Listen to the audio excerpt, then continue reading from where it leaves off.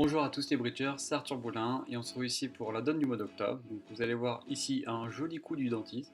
Donc pour ceux qui ne connaissent pas, tant mieux, vous allez le découvrir à travers cette donne et on commence tout de suite. Vous jouez le contrat de 6 cœurs après les enchères suivantes. Donc West a ouvert d'un pic, votre partenaire en or a contré toute distribution et ensuite S a plongé, a fait un barrage à 4 pics et vous avez décidé de dire 5 cœurs. Alors je ne suis pas très d'accord avec l'enchère de 5 cœurs, c'est quand même je trouve que c'est une mauvaise enchère parce que même si vous êtes assuré du 8 hacker, le plus souvent il sera en plus 9ème.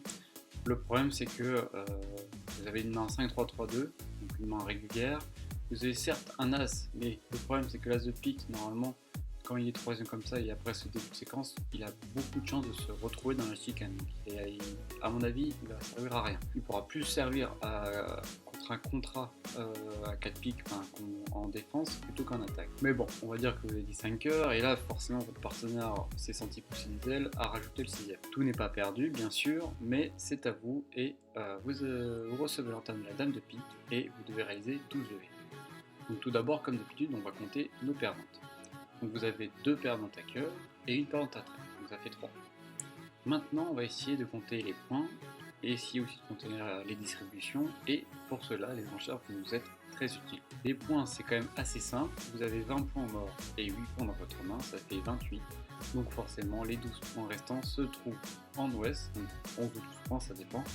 Mais au moins vous êtes quasiment assuré de trouver la totalité des points chez votre ami en ouest. Donc fort de ce qu'on sait, vous savez déjà que le roi de trèfle est placé. Avec ce roi de trèfle placé là, si vous pouvez défausser un trèfle sur le carreau, ce qui est normalement possible avec As-3 dame, vous allez pouvoir défausser un trèfle et du coup cette couleur là ne posera plus de problème. Maintenant le problème c'est d'éviter de perdre 2 levées à cœur. A votre avis, si vous avez toutes les communications entre vos deux mains, quel est le maniement logique? Quand on regarde la séquence d'enchères, déjà on peut être un peu surpris parce qu'on sait que Est a fait un barrage avec 1 ou 0 point d'honneur et en plus il a fait ça, il a sauté au pays de 4 avec seulement 4 atouts. Normalement vous connaissez un peu la loi des plus totales, à 9 atouts on va défendre à 3, à 10 atouts on défendra au pays de 4, mais ici vous voyez bien qu'il a décidé de défendre au pays de 4 alors qu'il n'avait que 9 atouts dans la ligne. Pour pouvoir faire ça, il a forcément une courbe. Et cette courbe là, elle est forcément aussi à cœur, elle ne peut pas être en mineur. Donc par conséquent, le maniement correct à cœur est de jouer cœur vers dame, si ensuite Ouest va sûrement prendre place, et après vous rejouez cœur pour le 10.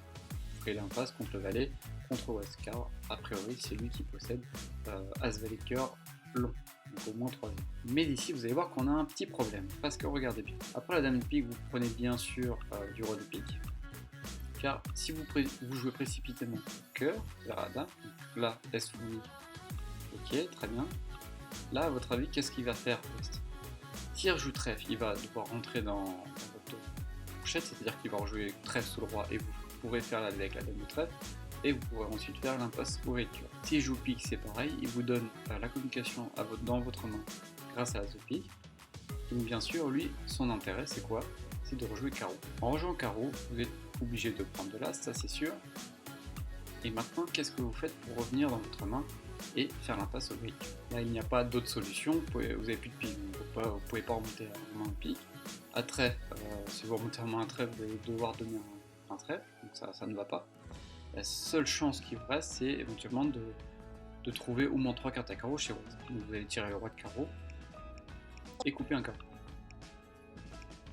Là, vous allez espérer que West fournisse aussi un carreau, mais là, dans le cas présent, il va pouvoir couper et il va faire du coup 2 levées d'atout.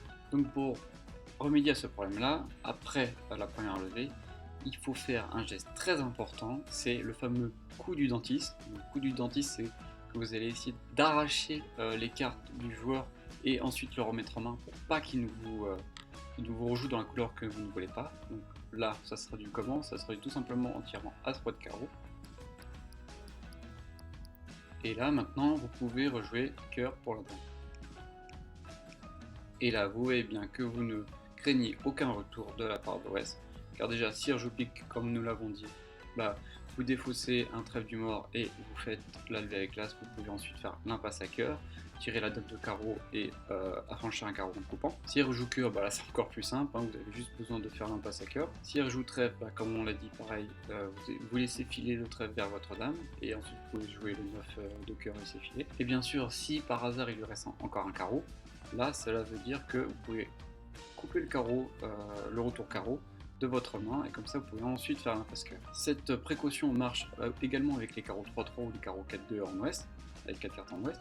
Donc bien sûr vous allez chuter avec les carreaux 5-1 avec 5 boutons carreaux en ouest, mais bon, les probabilités c'est quand même plutôt les carreaux 4-2 et 3-3. Donc voilà, il fallait essayer d'enlever les cartes de l'adversaire qui lui permettait d'avoir une porte de secours quand il était remis en main. Et là vous voyez bien que même s'il décidait par exemple de ne pas prendre la dame de cœur de l'as, là vous avez juste besoin de rejouer le cœur vers roi 10, donc là aussi vous n'aurez pas de problème. Donc là il était vraiment cuit et il ne pouvait absolument rien faire. Voici les 4 jeux, et si je vous dis Giorgio Dubois, est-ce que vous connaissez? Giorgio Dubois est, comme Giorgio Belladonna, est un champion italien aussi, mais lui toujours en activité. Ils jouent notamment dans l'équipe Lavazza. Ils sont connus pas que pour la marque de leur équipe de café, mais surtout aussi pour leur performance mondiale, que ce soit dans les grands championnats nationaux américains, les compétitions à Monaco, etc. Et pourquoi je vous parle de Giorgio Dubois? Tout simplement parce qu'il a joué cette donne-là, c'était une donne réelle, jouée au Cavendish de Monaco en 2001, et il a remporté ce contrat de 6 cœurs. Donc, il a eu le même début d'enchère, donc un pic contre 4 pics. Après, je ne connais pas la suite de la séquence, mais après 4 pics, il s'est retrouvé au volant de 6 cœurs et joué de sa main. C'est la seule information que j'ai. Mais voilà, cette information de 4 pics lui a quand même permis de faciliter son raisonnement.